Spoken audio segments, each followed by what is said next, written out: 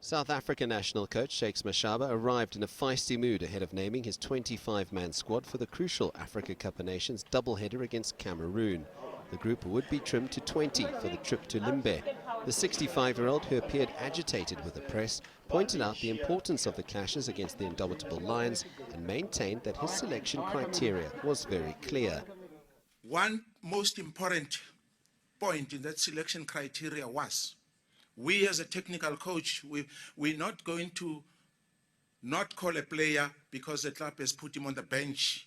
If we know what that player can do, we'll call him. We want people with big match temperament. You got to understand that. Nothing else. Mashaba admitted that many of his options had not played a lot of football, but the Bafana coach insisted that he was looking for players with BMT for the trip to Central Africa to get the job done, and that his squad possessed the quality to successfully deal with the big names of Cameroon.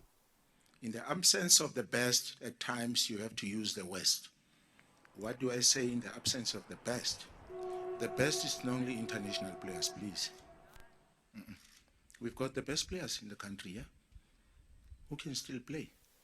The national coach stressed that the lengthy break had interrupted the momentum following 3 consecutive victories over Angola last year, and acknowledged that the Group M leaders would be hungry to secure qualification as soon as possible. We are away. They wouldn't want to sleep from the top position. They're going to come here spitting fire. Based on the stats, it says to us this is now payback time.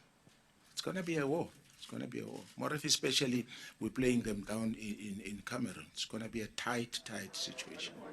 The outlook for national coach Shakes Mashaba is rather gloomy. He faces 2 must-win clashes against quality opposition, and another dark cloud hovers above him. The fact that qualifying for the Africa Cup of Nations in Gabon next year is in fact a mandate given to him by the South African Football Association.